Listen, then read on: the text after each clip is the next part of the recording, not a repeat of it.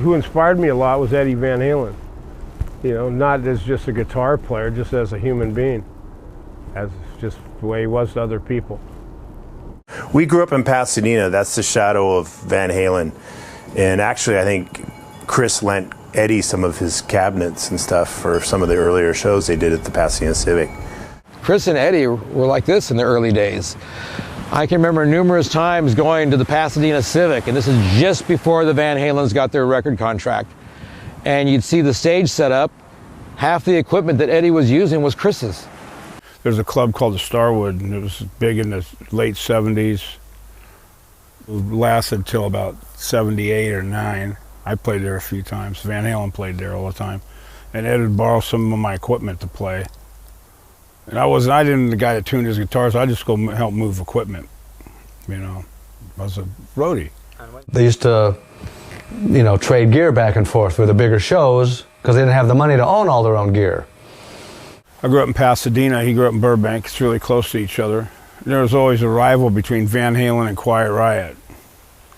And if you're a Van Halen fan, you don't go to Quiet Riot gigs. You know, they've all played backyard parties.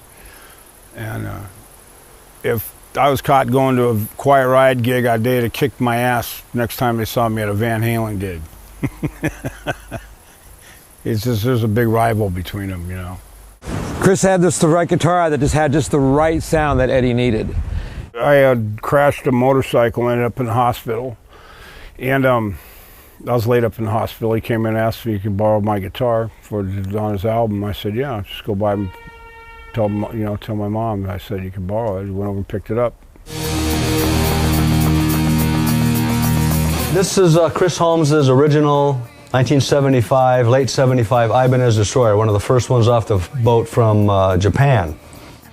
These both came from the same store, the sound chamber, and he ended up cutting it up and ruining the sound. He had cut a big chunk out of his, made a star out of it, and it changed the sound. And he just wanted to borrow my guitar. So I had his guitar, the one that was on the album cover. I think they tried a couple of different guitars on that thing, but I don't think he was able to achieve the sound that he wanted through the mix. He called Chris and he said, hey, can I borrow that Ibanez Destroyer? Because it's a really good sounding guitar, and it still is, as beat up as it is.